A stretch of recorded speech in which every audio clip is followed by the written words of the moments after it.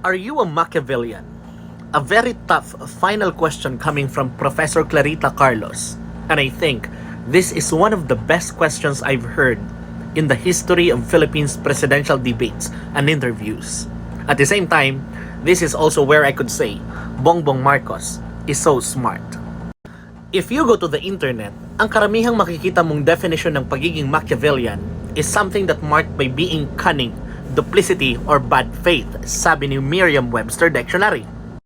But that's not entirely true, because the true definition of being a Machiavellian is about the principles of conduct laid down by Machiavelli sa isang libro na kanyang sinulat na ang title ay The Prince.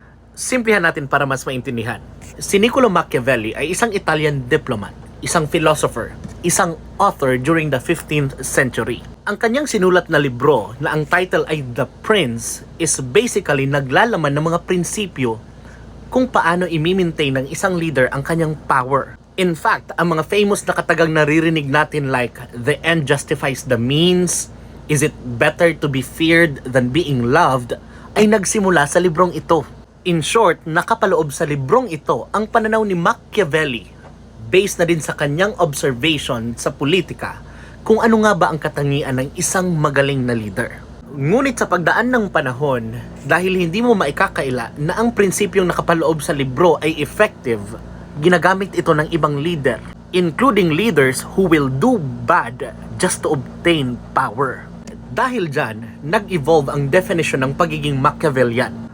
Hanggang sa umabot sa punto na kapag sinabing Machiavellian ka, ang ibig sabihin nito ay ikaw yung taong gumagawa ng masama just to have power. But that's not it.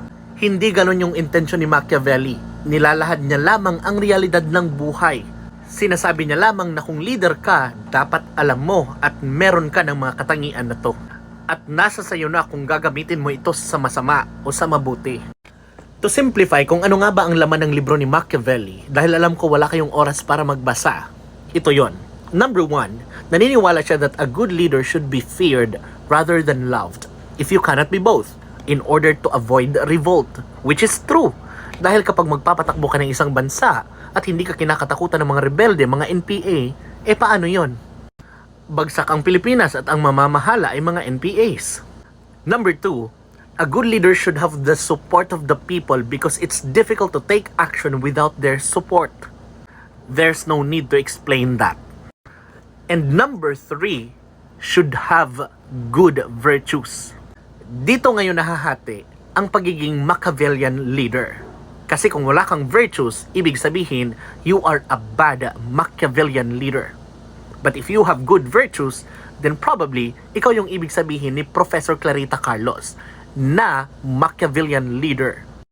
Number 4, should never turn to outside auxiliary or mercenary units but always rely on his or her own arms. Ibig sabihin nun, huwag kang dumepende sa armed forces ng iba. Dapat magtiwala ka at palakasin mo ang sarili mong armed forces. In the context of the Philippines, ibig sabihin, huwag kang magpauto sa US. And number 5, a good leader should be intelligent. You see, ito yung mga prinsipyong nakapaloob sa libro ni Machiavelli na isinulat niya during the 15th century. And if we translate it in the modern times, we could say that a good leader is someone who is being respected by the people. Not necessarily being feared or being loved, but respected.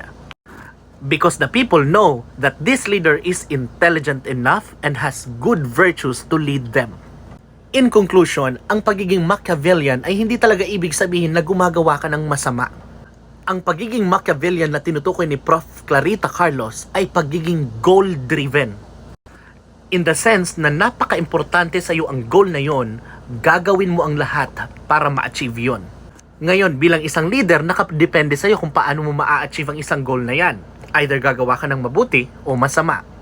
Kaya mahalaga na ang isang leader ay mayroong good virtues. Now, this is the reason bakit ko sinabing Bongbong Marcos is so smart. Balikan natin ang tanong ni Professor Clarita Carlos. Unang katanungan ni Professor Clarita Carlos, are you an optimist or a pessimist? Ang sagot ni BBM, I am essentially an optimist, and the reason why I am optimist because when you talk about the country, we are optimists.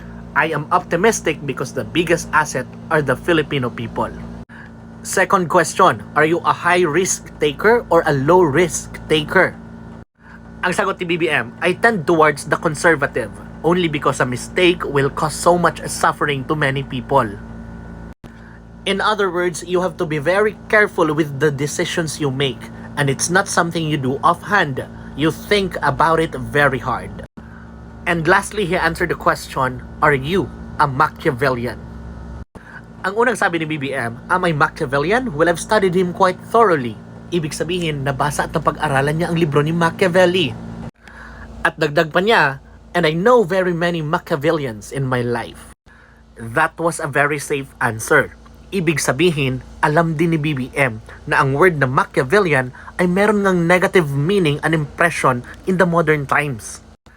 Kaya hindi siya sumagot agad if he is a Machiavellian or not. At clarify ni Professor Clarita Carlos ang ibig niyang sabihin. Sabi niya, it's a Machiavellian in terms of taking every means to produce an end, not the other Machiavellian, the bad Machiavellians. After hearing that clarification, nagdagdag ng sagot si BBM.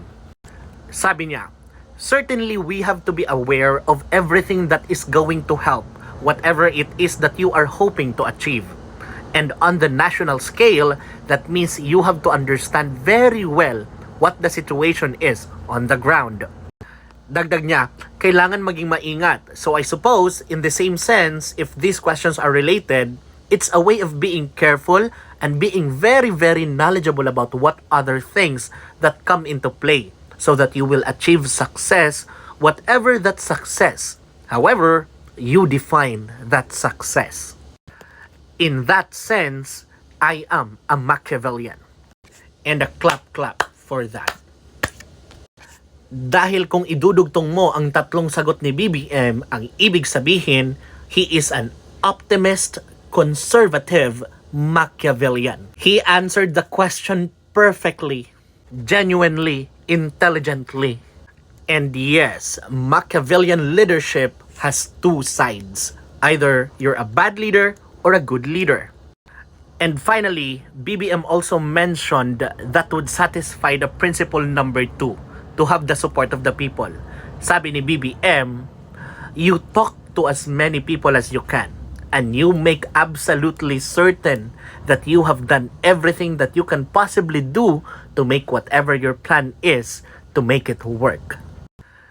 Trusting the Filipino people, believing in them, being intelligent, having good virtues, that is something that a good leader should have.